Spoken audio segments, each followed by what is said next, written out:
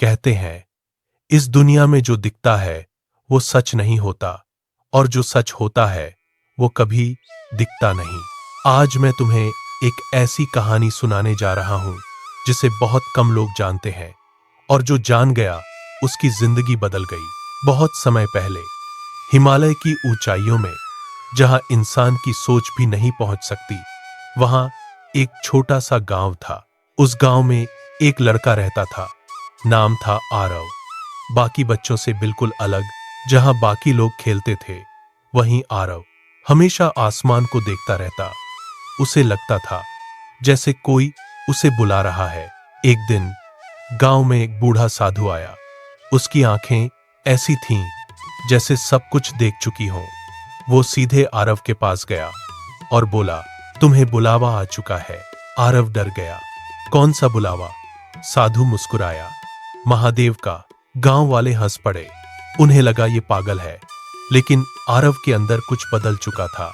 उस रात उसे सपना आया। एक विशाल पहाड़, और उसके ऊपर बैठे थे स्वयं महादेव। आंखें बंद, शांत, पर उनके चारों ओर एक ऐसी शक्ति जिसे शब्दों में बताया नहीं जा सकता। सुबह होते ही आरव ने फैसला कर लिया, वो जाएगा महादेव को ढूंढने। सफर आसान नहीं था। ठंडी हवाएं, खतरनाक रास्ते, और हर कदम पर मौत का डर। लेकिन आरव नहीं रुका, क्योंकि उसे लगता था कोई उसे रास्ता दिखा रहा है। दिन बीतते गए, और फिर एक दिन वो उस पहाड़ के सामने खड़ा था जिसे उसने सपने में देखा था। जैसे ही वो ऊपर चढ़ने लगा, अचानक तेज तूफान आ गया।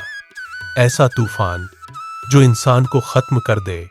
आरव गिर पड़ा, और तभी एक आवाज आई, क्या तुम सच में तैयार हो? आरव ने आंखें खोली।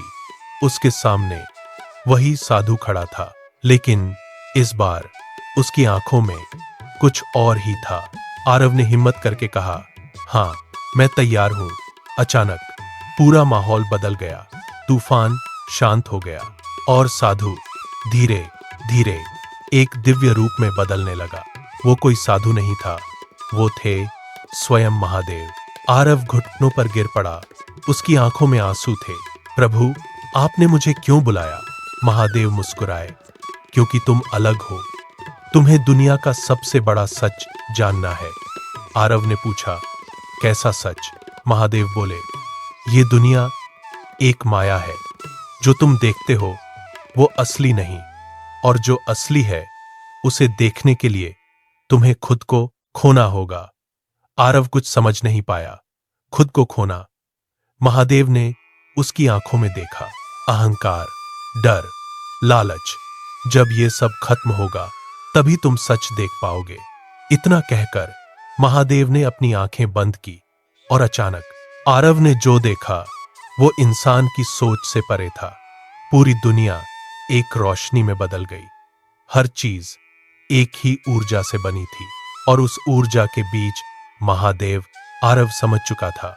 वो रो पड़ा, प्रभु, मैं समझ गया।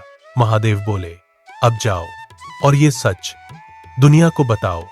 अगले ही पल सब कुछ गायब हो गया। जब आरव की आंख खुली, वो वापस अपने गांव में था, लेकिन अब वो पहले जैसा नहीं था। उसकी आंखों में शांति थी, और उसके शब्दों में एक अलग ही ताकत।